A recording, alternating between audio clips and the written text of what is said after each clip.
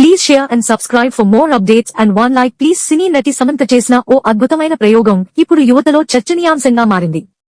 తాను జీవితంలో ఎన్నో మార్పులు చేసుకున్నప్పటికీ మొబైల్ ఫోన్ను వాడటాన్ని మాత్రం పూర్తిగా నియంత్రించలేకపోయానని ఆమె పేర్కొన్నారు. ఈ అలవాటును జయించేందుకు సమంత తాను 3 రోజుల మౌన యాత్ర సైలెంట్ రిట్రీట్ లో పాల్గొన్నారు.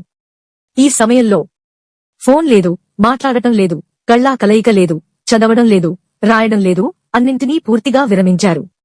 ఈ ప్రత్యేక అనుభవం గురించి సమంత చెప్పిన మాటలు, నా ఫోన్తో నా ఈగో ఎంతగా ముడిపడి ఉందో నాకు అప్పుడు అర్థమైంది. ఇది నిజంగా నా జీవితాన్ని ప్రభావితం చేసిన ఒక కళ్ళెత్తి చూపే అనుభవం.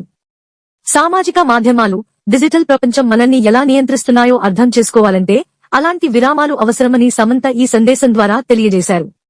ఆధునిక జీవనశైలి మధ్యలో మన అంతర్మథనానికి సమయం కేటాయించాలనే పాఠాన్ని సమంత ఇచ్చారు. ఆమె ప్రయోగం ఫోన్లపై ఆధారపడే ఈ తరం కోసం ఒక గొప్ప మార్గదర్శకంగా నిలుస్తోంది.